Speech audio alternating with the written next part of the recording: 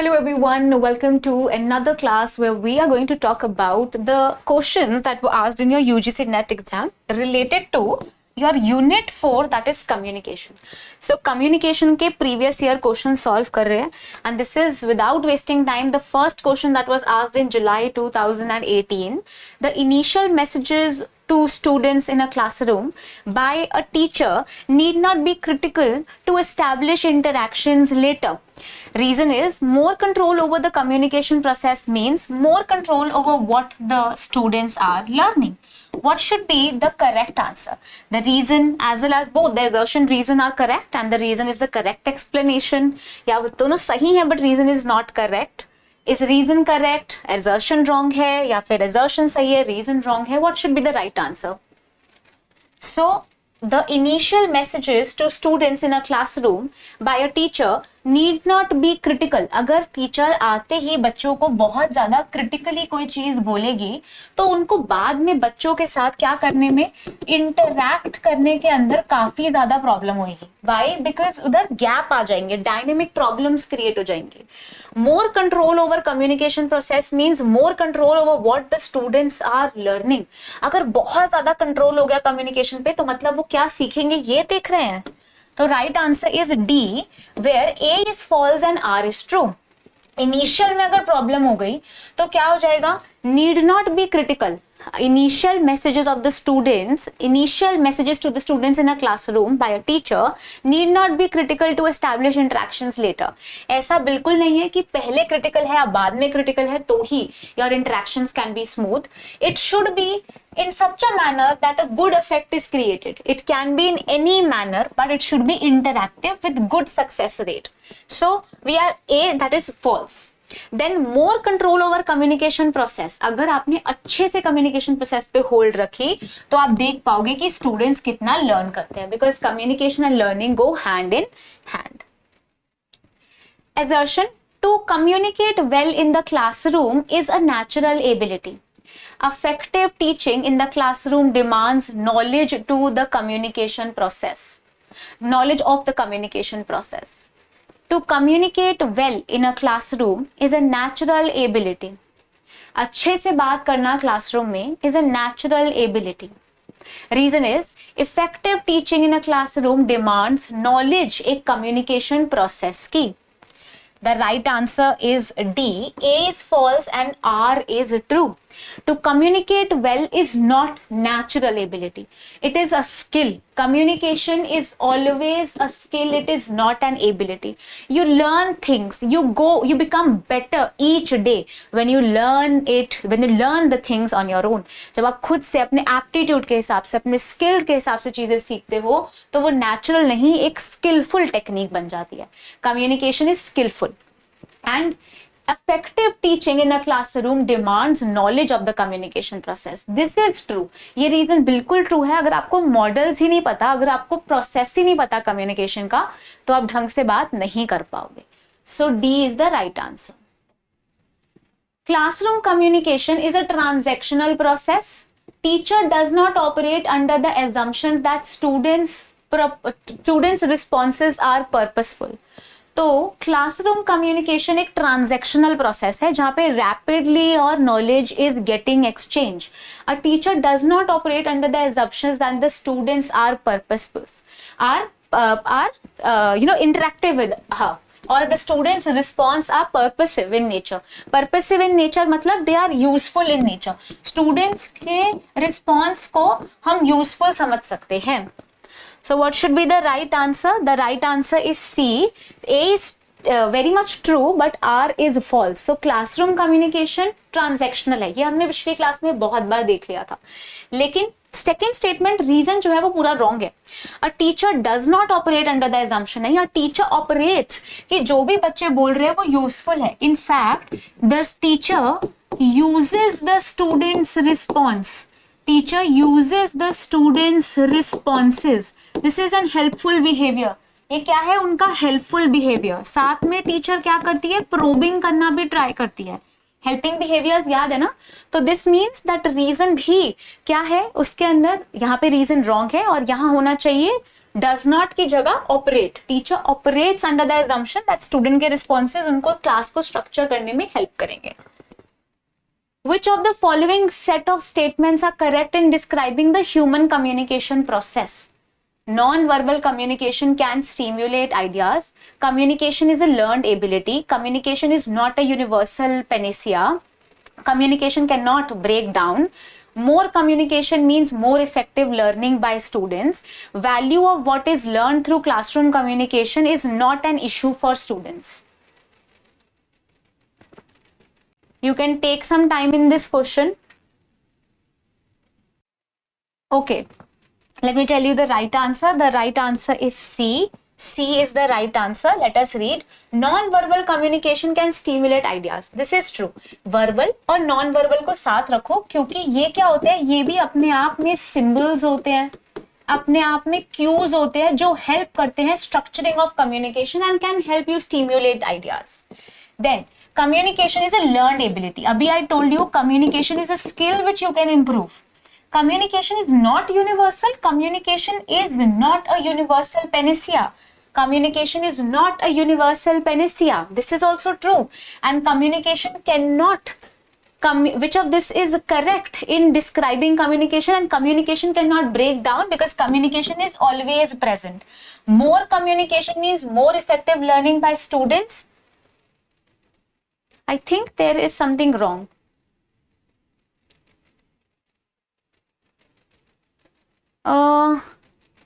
Wait. I think the options are wrong here.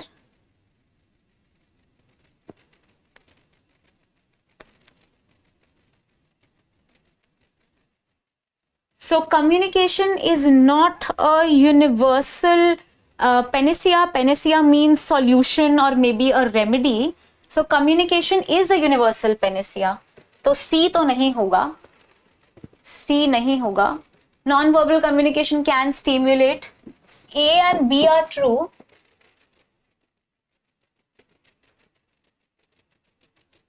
And C is true. E true होना चाहिए साथ में. I think it should be E यहाँ पे. So इस क्वेश्चन के अंदर इसको थोड़ा सा let us consider this again. I think the options are wrong here, है ना? इसको 2 मिनट वेट करते हैं, इसको बाद में डिस्कस कर लेंगे. The spatial audio reproduction in a classroom can reduce the students. Spatial audio reproduction in a classroom can reduce the students' cognitive load in understanding, respect for the teacher, motivation for excellence, and interest in technology orientation. Spatial audio reproduction class में क्या help कर सकती है teacher की? So A is the right answer. ये क्या करती है? अगर आप ऑडियो सुन के स्पेशल ऑडियो के थ्रू पढ़ते हो तो आप उनके मेंटल ग्रोथ पे बहुत हेल्प करता है, मेंटल ग्रोथ पे. So cognitive load in understanding is curated. A classroom communication should essentially be contrived, empathic, abstract and non descriptive. एक क्लासरूम कम्युनिकेशन कैसा होना चाहिए? So B should be the right answer. Empathetic होना चाहिए. Empathetic and sympathetic are 2 words. What do we mean by sympathy? Sympathy होता है किसी के लिए सद्भावना, भाई ठीक है मुझे तुम पे दया आ रही है. Empathy is putting yourself in the shoes of others. So teacher should be in communicating in such a manner that she knows सही गलत क्या है स्टूडेंट के लिए and how much she should talk. Otherwise it will all create a lot of problems. So B becomes the right option here. It should not be abstract, not be contrived, not be non-descriptive, but emphatic in nature. It should be with response to the other students that are there. A good communicator begins his or her presentation in a, कैसे अपनी presentation start करता है good communicator? Complex question के साथ, non सिक्विटर के तरीके से, repetitive phrases के साथ और आइस ब्रेकर के साथ. So it is always said that एक अच्छा कम्युनिकेटर अपनी क्लास हमेशा एक आइस ब्रेकर के साथ स्टार्ट करेगा. आइस ब्रेकर या एक स्टोरी या कह सकते हो एनेक्डोट के साथ अपनी क्लास स्टार्ट करता है, so that the attention of the students attention of the students are gained, हमेशा स्टूडेंट्स के अटेंशन को गेन करने के लिए. So D becomes the right answer. In a classroom, the probability of message reception can be enhanced by. Classroom में message को receive करना, समझना, इनकोडिंग डिकोडिंग कैसे आप इनहांस कर सकते हो. Establishing a viewpoint, exposing the ignorance of students, increasing the information load, and using high decibel audio tools. In a classroom, the probability of message reception, message को समझना, reception can be enhanced by, it can be enhanced by establishing a viewpoint. अपना अगर point of view widen कर दिया, horizontally आप horizontally आप grow, mind से आप grow हो गए हो, तो आप ज्यादा समझ पाओगे. एक्सपोज करिए अगर इग्नोरेंस स्टूडेंट्स की, तो उससे कोई फायदा नहीं है. अगर इंफॉर्मेशन लोड हो गया तो ये बैरियर बन जाएगा, साइकोलॉजिकल बैरियर. और हाई डेसिबल ऑडियो वॉइस सुना दी तो भी क्या, उससे तो सिर्फ नॉइज ही इंक्रीज हो रही है, फिजिकल नॉइज. लेकिन अगर व्यू पॉइंट इंक्रीज कर दिया तो ज्यादा अंडरस्टैंडिंग हो पाएगी, कॉग्निटिव ग्रोथ हो पाएगी. So A is the right answer. Effective communication presupposes what. एक अच्छा कम्युनिकेशन क्या प्रीसपोज करता है? Non alignment, domination, passivity and understanding. Non alignment मतलब मैं कुछ बोल रही हूँ और मेरे पार्टनर कुछ और सोच रहा है, नॉन, या फिर मेरा जिसका मैं कम्युनिकेट कर रही हूँ. डोमिनेशन मतलब वो मुझ पर डोमिनेट कर रहा है, मुझे समझ ही नहीं आ रहा. पैसिविटी मतलब मैं सुन ही नहीं रही हूँ उसकी बात, या वो मेरी बात नहीं सुन रहा है. एंड अंडरस्टैंडिंग मीन्स हमें एक मीटिंग ऑफ द माइंड्स कर पा रहे हैं. सो राइट आंसर क्या होगा? D will be the right answer. Understanding is needed. Correct, समझ आ गया? Okay. When verbal and non-verbal messages are contradictory, it is said that most people believe in. अगर verbal और non-verbal दोनों आपस में oppositely दिख रहे हैं आपको, तो आप किस पे मानोगे?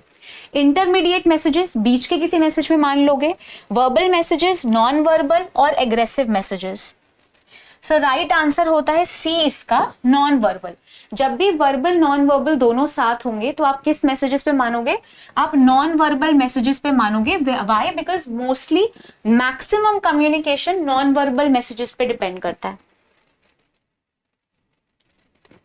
A typical feature of an information rich classroom lecture is in the nature of sedentary nature. Sedentary मतलब स्टैग्नेंट है, स्टैगर्ड, बहुत ज्यादा एक दूसरे के साथ जम्बल्ड है, बहुत इंफॉर्मेशन लोडेड है. Factual and sectoral. एक अच्छा इंफॉर्मेशन रिच मॉडल एक क्लासरूम का, एक लेक्चर कैसा होता है? So think about it and then tell me the right answer.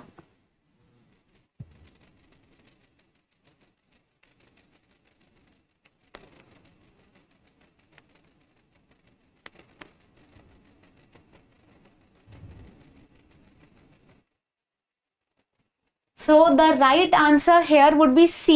C is the right answer. जितना ज्यादा फैक्चुअल होगा, इंफॉर्मेशन रिच, उतना ही लेक्चर में जितनी ज्यादा फैक्चुअल इंफॉर्मेशन होगी उतना ही रिच मॉडल होगा. तो यहां से एक चीज आपको सीखने की जरूरत है, तो पेपर में आता भी है. This is called as media richness theory. Media richness theory क्या है? This is a framework. It is a framework that measures, it is a framework that measures how well a communication medium can reproduce information. कितना अच्छा एक communication आपको, एक model आपको communication दे सकता है. This means how efficient a message is and how good it is transmitted. और कितनी अच्छी तरीके से इस मीडियम को यूज करके आप मैसेज ट्रांसमिट करते हो. तो I will give you a diagram hair, इसे बना लो. सबसे ज्यादा आप कैसे कम्युनिकेट कर पाते हो अच्छे से? Face to face. सबसे बेटर होता है फेस टू फेस. उसके नीचे आप कर सकते हो वीडियो कॉन्फ्रेंसिंग. वीडियो कॉन्फ्रेंसिंग, उसके नीचे आप टेलीफोन से ज्यादा बात कर सकते हो, तो जिसमें सबसे ज्यादा इंफॉर्मेशन दी जाए, सबसे ज्यादा क्लैरिटी उसी के अंदर होगी, तो सबसे rich is face to face, then video conferencing, then telephone, then two way radio, then written and addressed documents, written and addressed documents, then unaddressed documents, unaddressed documents. ठीक है, जैसे कि यहाँ पे addressed documents में we can have emails and we can have letters, and यहाँ पे we can have bulk mail and posters.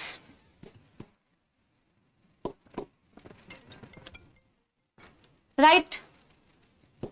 So draw this, then we'll move forward.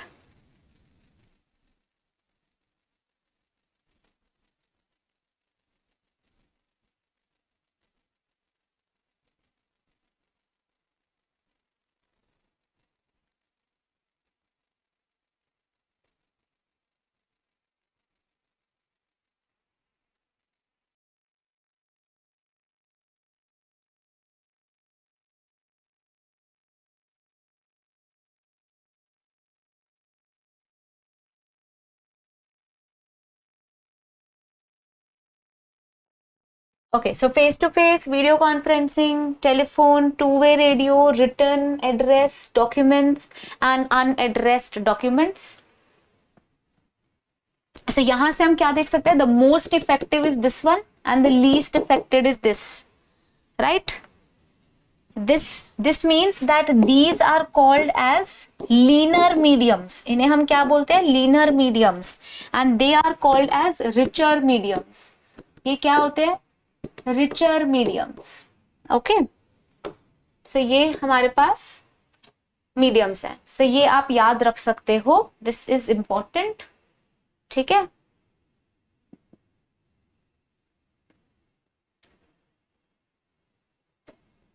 Okay. Effective communication is driven bye, sorry, expressive communication is driven bye, जब आप communication पे अच्छे से अपने आप को एक्सप्रेस कर पाते हो तो वो कैसे ड्रिवन होता है?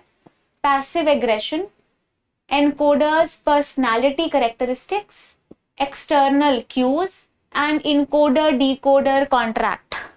Encoder decoder contract.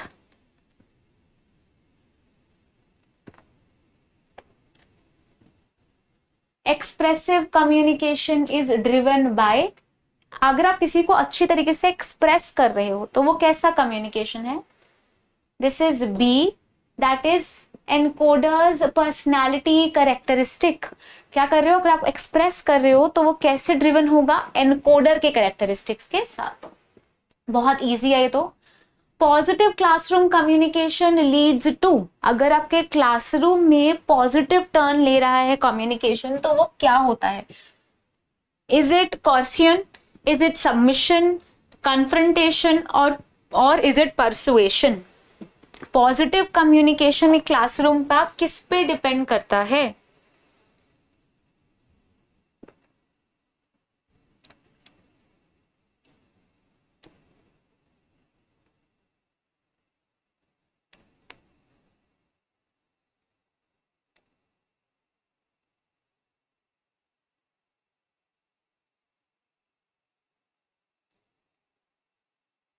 What should be the right answer? What is Gaussian? Gaussian होता क्या है वैसे? So, do you know what is Gaussian? It is forcing someone. It is forcing someone to do something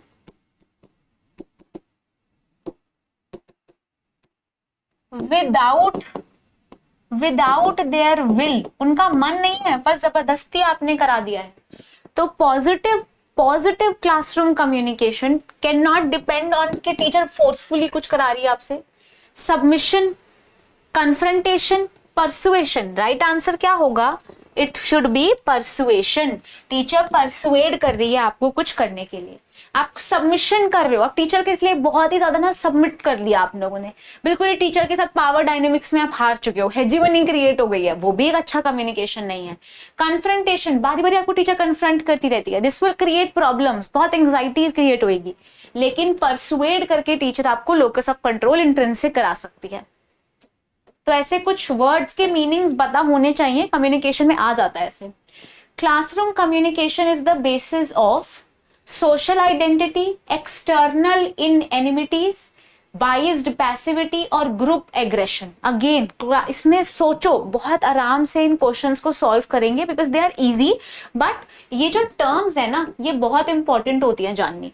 classroom communication किसका basis है? आपकी social identity का, external inanities, आपकी biased passivity, आप बहुत ही बाइस्ड हो, या group aggression. What should be the right answer?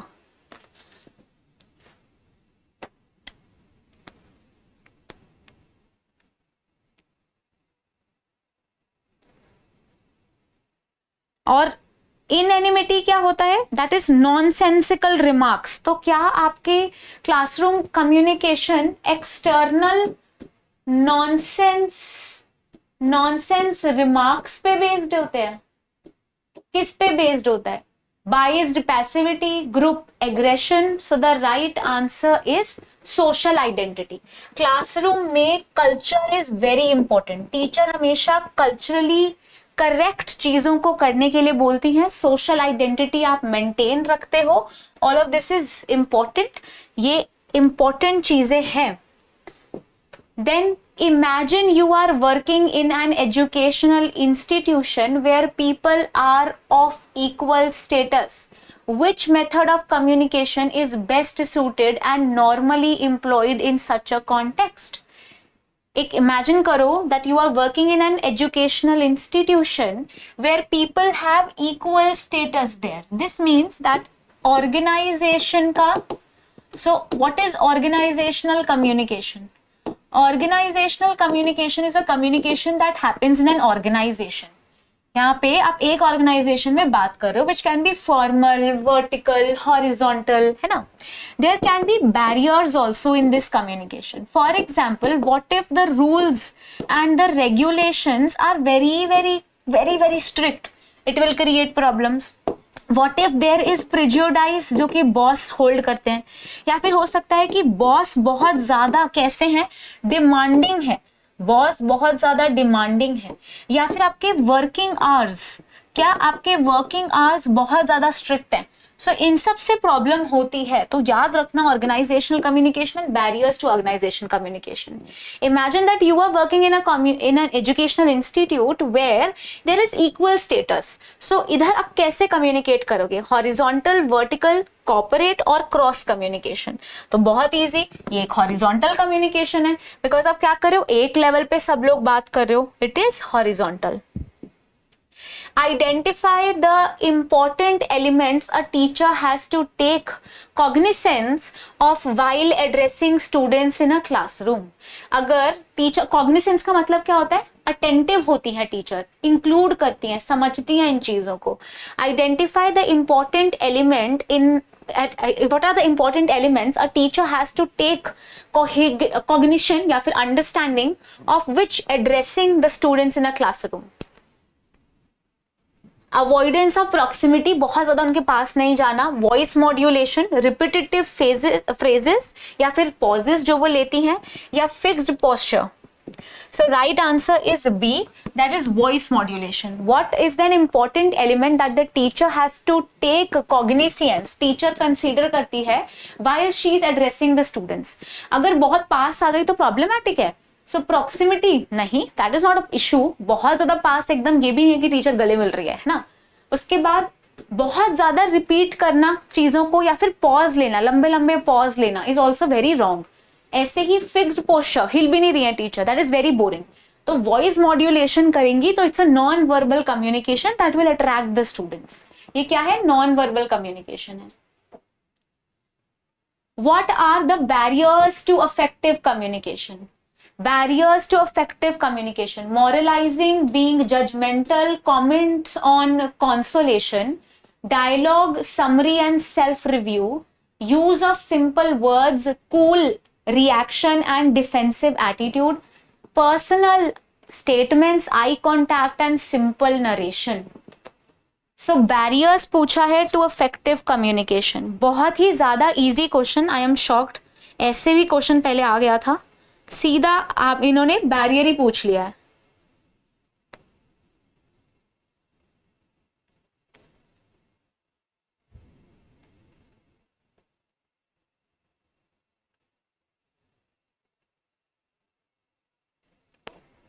तो एक काम करते हैं, एक डायग्राम ड्रॉ कर लेते हैं बैरियर्स टू कम्युनिकेशन का, उसके बाद इस क्वेश्चन को भी डील करेंगे.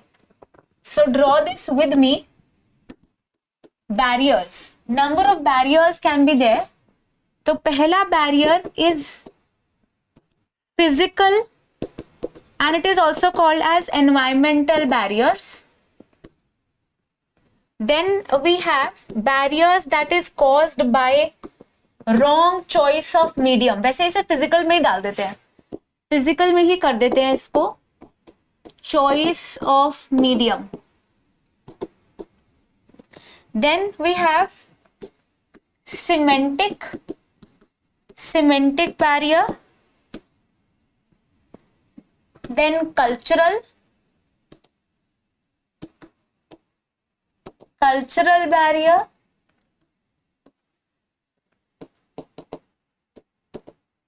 organizational barrier,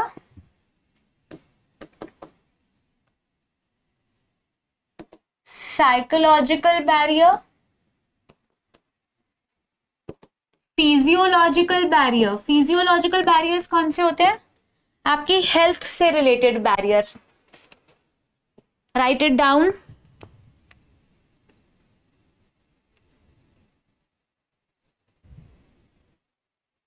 so what are semantic barriers? Semantic barriers कैसे हो सकते हैं?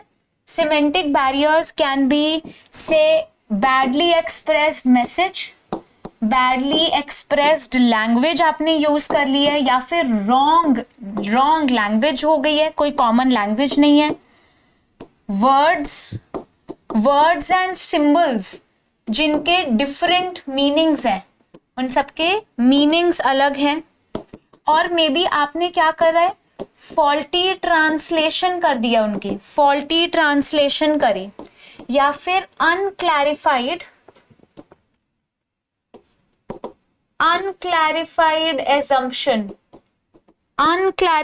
Assumption.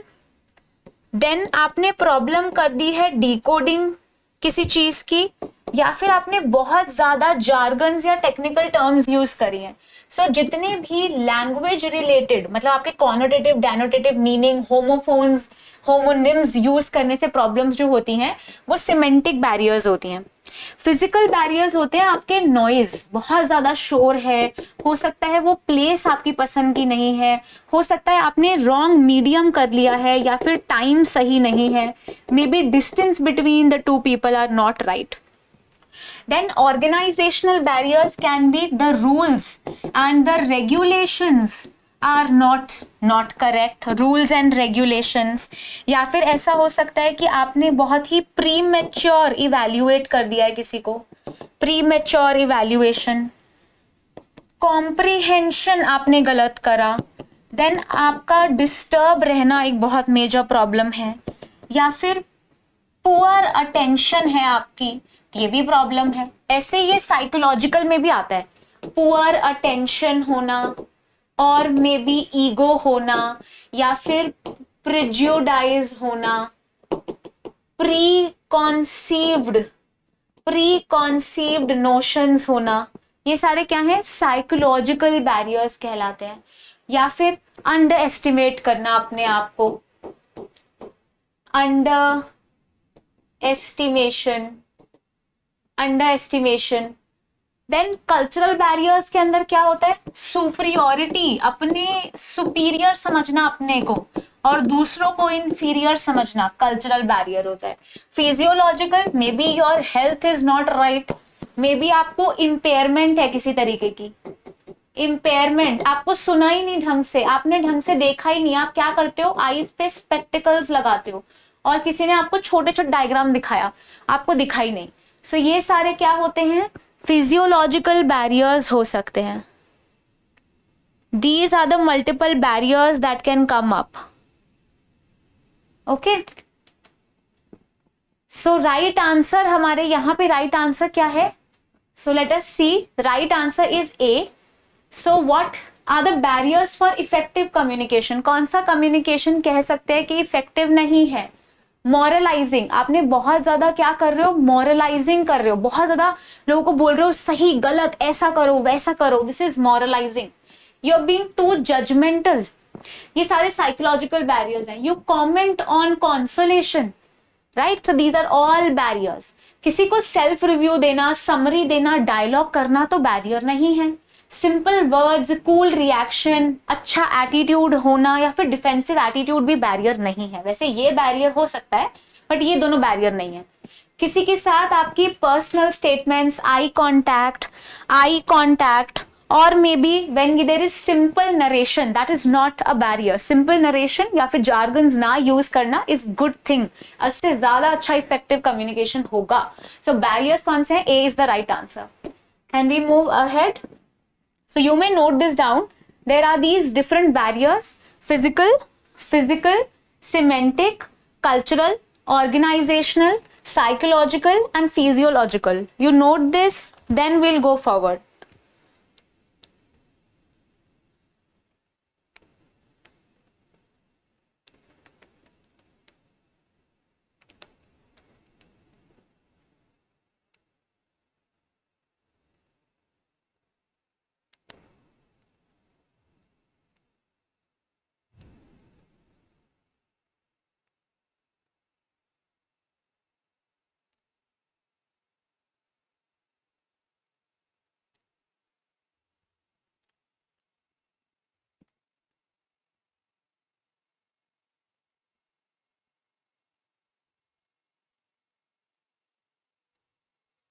Okay.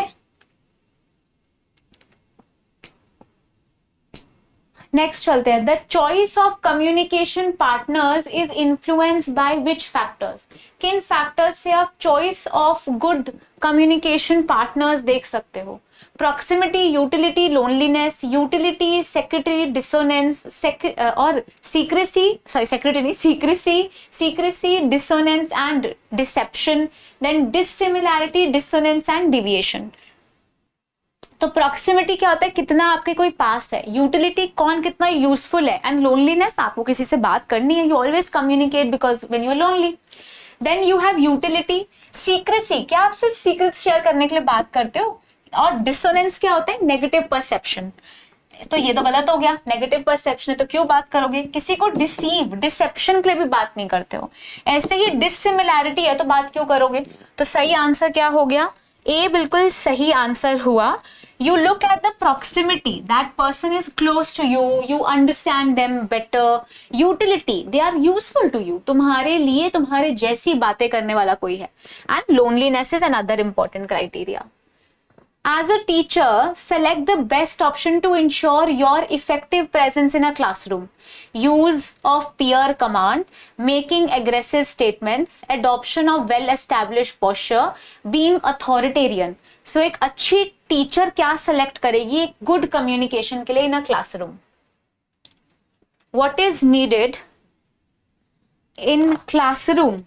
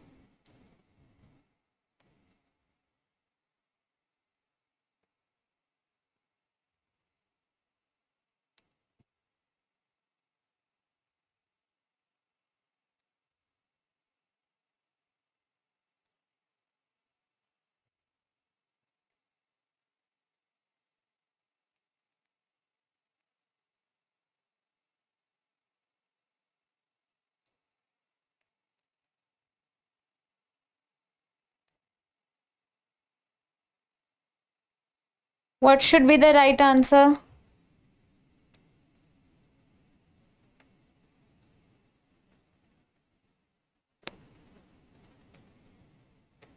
Okay, so the right answer to this question is C.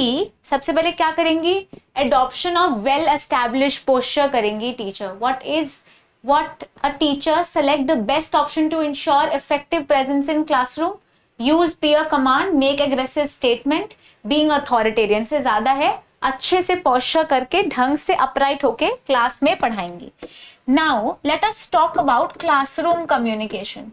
So इतने क्वेश्चंस आ गए हैं कि अब हमें करना ही पड़ेगा ये टॉपिक क्लासरूम कम्युनिकेशन. तो ऐसा कम्युनिकेशन जो क्लासरूम में हो, it is called as transactional communication. क्या कहलाता है? Transactional communication. So it was Cole and Chan जिन्होंने एक मॉडल दिया क्लासरूम कम्युनिकेशन का. It was also asked once in the paper, what is Cole and Chan model for classroom communication. There are certain steps that we need to follow.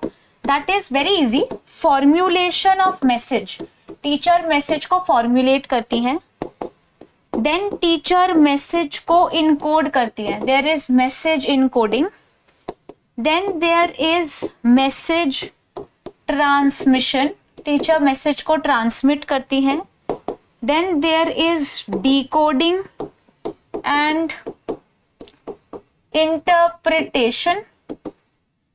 क्या है? Decoding and interpretation होता है. And there is feedback and evaluation. और last में feedback and evaluation होता है. क्या होता है? फीडबैक एंड इवैल्यूएशन होता है. So these are the steps that are followed. These are the following steps, very easy as the other models to communication.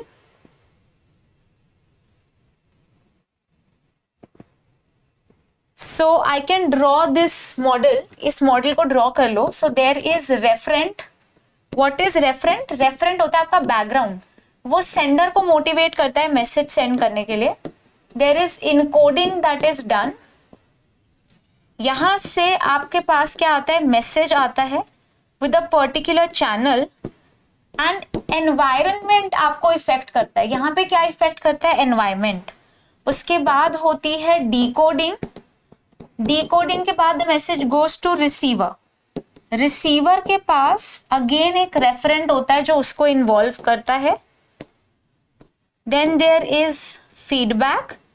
Feedback पे भी एनवायरमेंट का पूरा रोल है. बीच में there is a presence of noise and the message goes here. ठीक है, this is the model. और referent basically are the sound, sights, schedules, ideas that will always impact you. So this was the model, very simple classroom model, Cole and Chan का. कभी कभी paper में आ जाता है. So let us understand few things. थोड़ी सी चीजें just I'll read. So classroom communication. So communication that is regarded as so communication is the most difficult and the most important thing to maintain in the class. You cannot have entrophies. Entrophies are barriers to communication. एक teacher को उन्हें eliminate करना पड़ता है.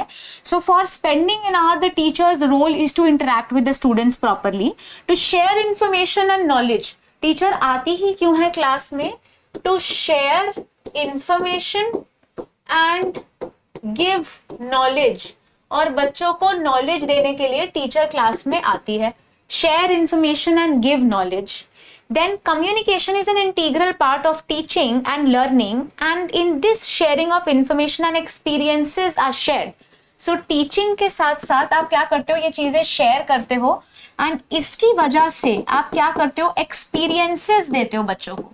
एक अलग तरीके का एक्सपीरियंस उनको मिलता है. Experiences are shared. Okay, they are shared experiences. The objective of classroom communication is to develop and enhance the knowledge, application and analysis. और इसकी वजह से बच्चों की knowledge,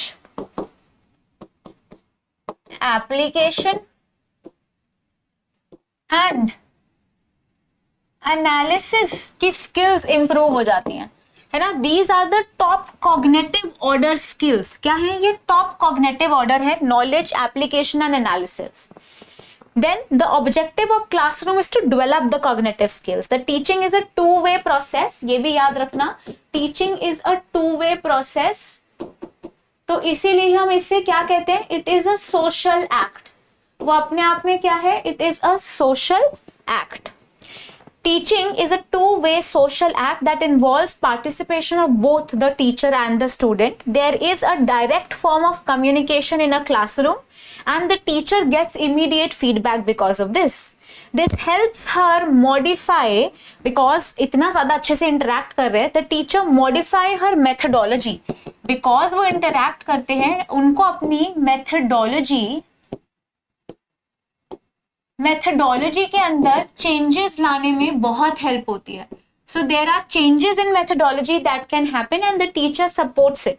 इसकी वजह से, क्योंकि teacher completely change her methods, the effectiveness of communication is seen. Communication becomes more and more effective. Then what is the nature of communication? Purposeful होता है. It is purposive in nature.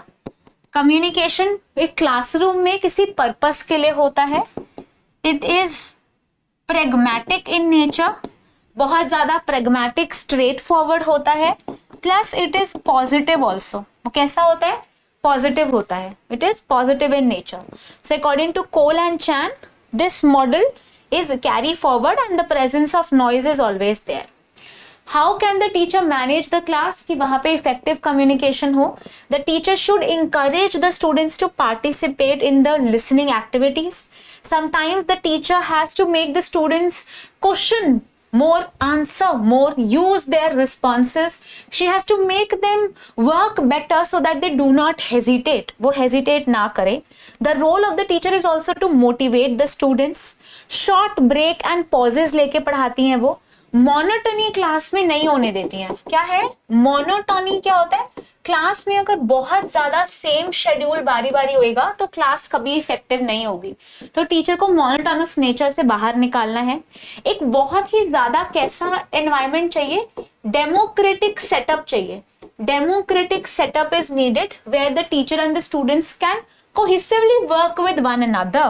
They are not fighting here. There should be good sense of humor, democratic nature, then there should be empathy and sympathy.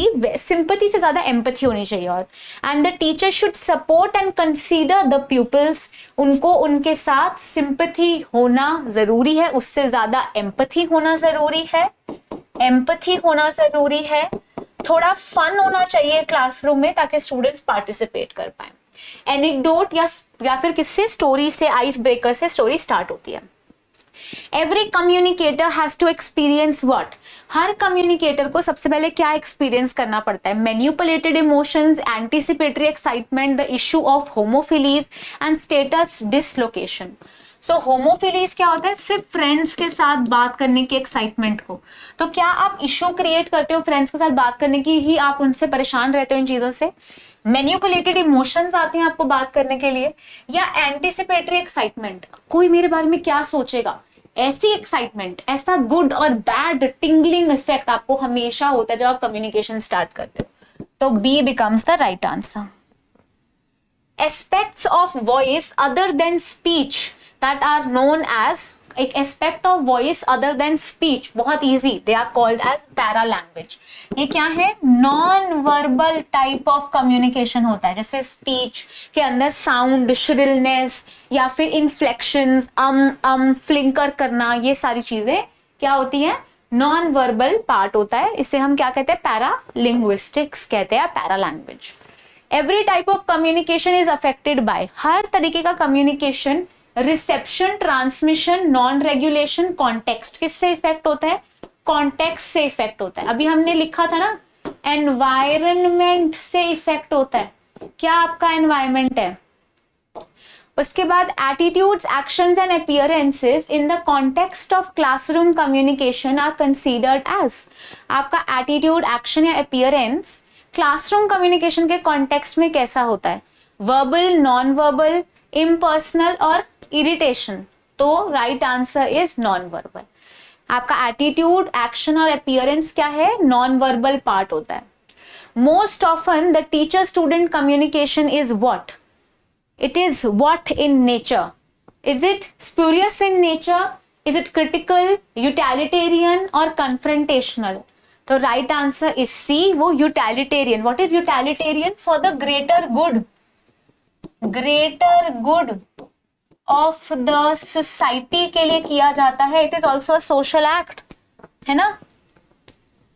In a classroom, a communicator's trust level is determined by, एक communicator जो बात कर रहा है उसका trust level किस चीज पे डिटरमाइन करता है? The use of hyperbola, the change of voice level, the use of abstract concepts and eye contact.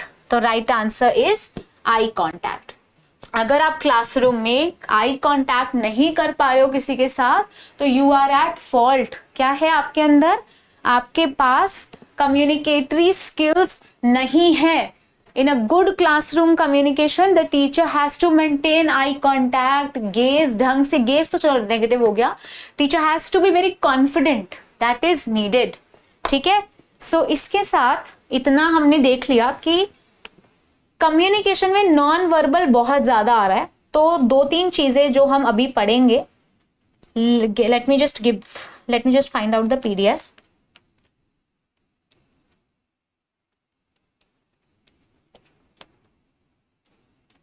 Just give me a minute. उसके बाद इसको पढ़ते हैं.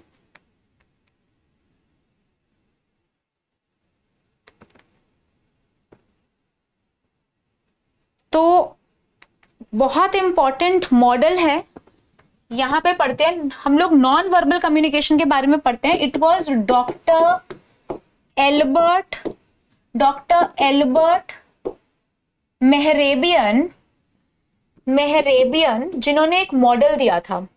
This model says that there are different elements of personal communication. जब भी आप personal communication करते हो उसके डिफरेंट एलिमेंट्स होते हैं. क्या है वो एलिमेंट्स? तो he said that the entire communication के अंदर 7% of the communication is spoken words. सिर्फ 7% स्पोकन है. फिर 38% कैसा है? वॉइस एंड टोन से बना होता है. एंड बचा हुआ 55% कैसा होता है? आपकी बॉडी लैंग्वेज से. So this means that your body language is so important. आप किस तरीके से किसी से बात कर रहे हो. This is Mehrabian model.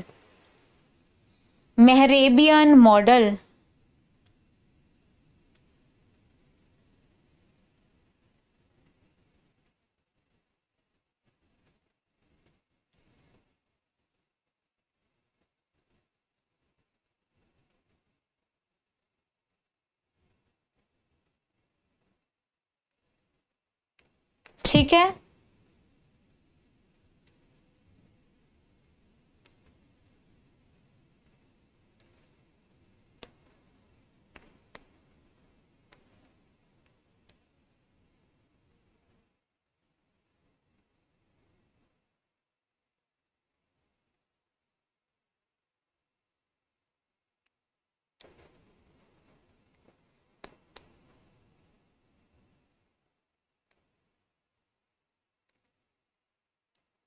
Done.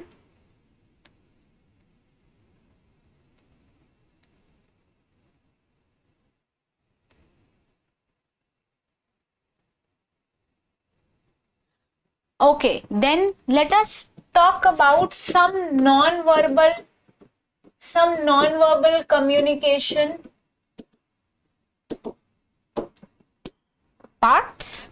So कुछ non-verbal communication की चीजों को समझते हैं. एक बहुत ही इंटरेस्टिंग सा डायग्राम है जो क्लास में मैं हमेशा बनवाती हूँ, तो अभी भी बना लेते हैं because we do have time. तो कर लेते हैं स्टार्ट इसे. Please note it down with me. Non verbal communication की बात कर रहे हैं. The first is oculesics. This is related to your eye movement and contact. ठीक है. And your visual orientation. आपका visual orientation also your eye contact, आपका eye contact कैसा है। इसके साथ आपकी गेज भी यहां आ जाती है, गेज की ड्यूरेशन, कितना टाइम आप किसी को देख रहे हो, gauge duration, and your gauge focus, अरे कितने ज्यादा फोकस से आपने किसी को देखा है, ये सारी चीजें। उसके बाद there is environmental details, environmental details, इसके अंदर we have artifacts, artifacts and physical setting, artifacts and physical setting. Then there is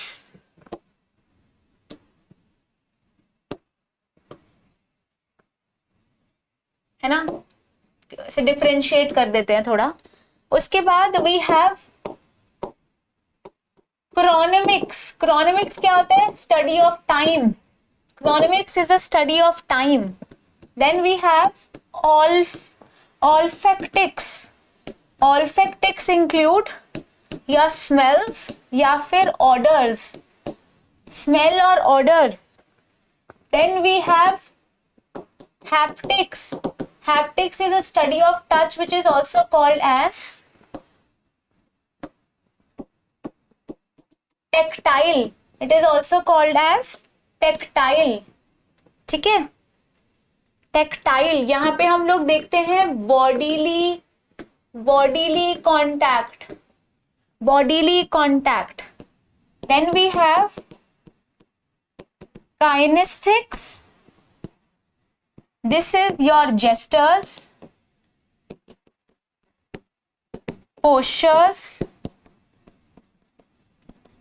and body movements, and body movements, ऐसे सबको याद रहेगा, I am pretty sure. Then there is special behaviour, special behaviour means study of spaces. इसके अंदर we have orientation, what is your orientation, proxemics, proxemics, distance and position that you hold, everything is important. Then you have facial expressions, facial expressions where you also have your skin color, आपका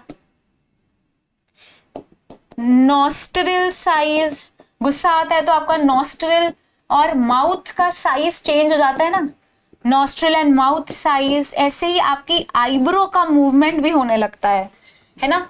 Last but not the least we have para language. क्या है para language, जिसके बारे में अभी question भी आया था। पैरा लैंग्वेज, पैरा लैंग्वेज क्या होता है, this is the non verbal part of the speech, speech का non verbal part. This can be paradigmatic and it can be prosodic, so there can be your pitch, voice, or it can be tempo, they can be prosodic, prosodic क्या होता है, आपकी loudness और your timing, these are very very important। एक और रह गया है लास्ट, अच्छा नहीं हमने आर्टिफैक्ट्स लिख दिया है, लास्ट कौन सा बचा है, we have साइलेंस, साइलेंस तो गर्ल्स का फेवरेट भी होता है ना। सो इसे प्लीज ढंग से करना, ये काफी इंपॉर्टेंट है। नॉन वर्बल कम्युनिकेशन बहुत बार पेपर में आता है, non verbal part of communication. ऐसा करने से तो ये गंदा हो गया है ना, बिल्कुल हमें ऐसा नहीं करना है। सो हमने टोटल कितने तरीके के communication, one thing is left, yes yes yes, colour, colour and emojis, colour and emojis. Red colour मतलब लव का कलर है, स्टॉप है, अगर सिग्नल के वहां पे आप खड़े हैं तो।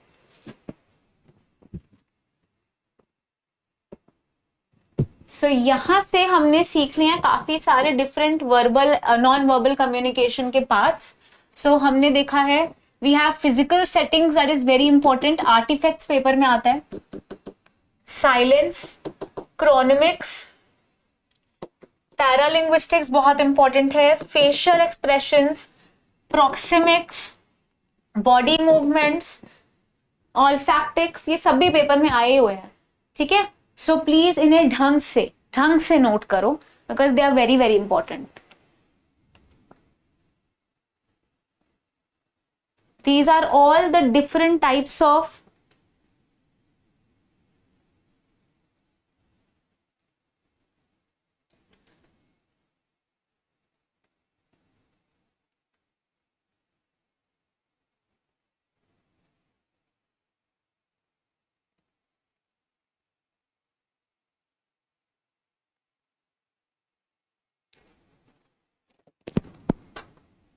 Non verbal communication. ऊपर ढंग से लिख देते हैं थोड़ा।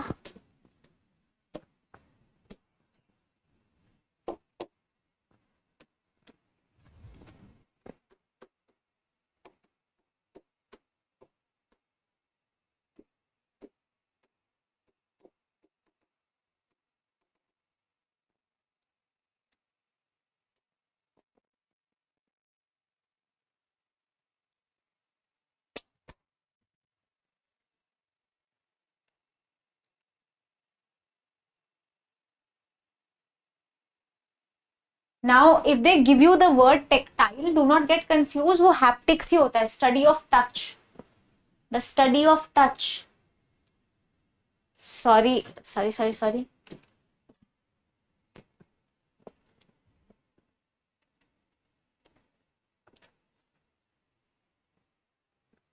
तो मेहरेबियन मॉडल, आई होप ये सबने नोट कर लिया। एक बार मेहरेबियन मॉडल देख लो। तो मेहरेबियन मॉडल है, एलिमेंट्स क्या है पर्सनल कम्युनिकेशन के। स्पोकन वर्ड से 7% है, वॉइस एंड टोन 38% है, एंड बॉडी लैंग्वेज 55% डिनोट करता है। इसी तरीके से हमने और भी एक चीज बहुत इंपॉर्टेंट क्लास में आज पढ़ी है, that is the channel richness and classroom communication. So Cole and Chan के मॉडल के अंदर formulation of message encoding, transmission, then decoding and interpreting the message, and then feedback and evaluation. Apart from that, we also discussed about the barriers to communication. So we have barriers like physical barrier, जो कि आपके कोई medium में ही problem हो जाए, जैसे कि choice of wrong mediums. Semantic barriers are related to language. Cultural barriers is related to two cultures not understanding one another. Organisational barriers, educational barriers भी हो सकते हैं, किसी ऑर्गेनाइजेशन में है ये। Psychological barriers in your brain, mentally आपको कोई प्रॉब्लम है, and then there physiological barriers, जैसे कि बहुत ज्यादा प्रेशर में पैनिक करना, क्यूरियोसिटी ड्रिवन होना, हेलो इफेक्ट, किसी के लिए प्री कंसीव नोशंस रखना, they are all psychological barriers. Then हमने कहा था चैनल रिचनेस, बहुत इंपॉर्टेंट कॉन्सेप्ट है वो भी, कि सबसे ज्यादा चैनल रिच कौन सा होगा जिसमें सबसे ज्यादा इंफॉर्मेशन दे सकते हो, तो that is face to face. सबसे कम कौन सा होगा, आपको किसी को पोस्टर दे दिया, पोस्टर लगा दिया आपने, तो डायरेक्टली तो आप बात ही नहीं कर रहे हो, ट्विटर पे सिर्फ और सिर्फ कुछ करेक्टर्स लिख के बात करनी है, तो वो तो काफी गलत कम्युनिकेशन है, उससे कुछ क्लियर ही नहीं होता। देन हमने लास्टली एक चीज की थी, क्या था, वेयर वॉज इट, ओके या दिस वॉज इट, है ना। सो ये भी आप नोट कर लो, and with this we are done with other sets of PYQs as well. I hope this was informative. सबको आज की क्लास बहुत इंफॉर्मेटिव लगी है, एक बार इसे नोट करो, then I will switch off the camera, and in fact I would suggest you कि आप यहां तो दोबारा आ जाना, ये पहले कर लो नोट, ये अगर रह गया तो इट वुड बी प्रॉब्लमैटिक, ये थोड़ा इंपॉर्टेंट है।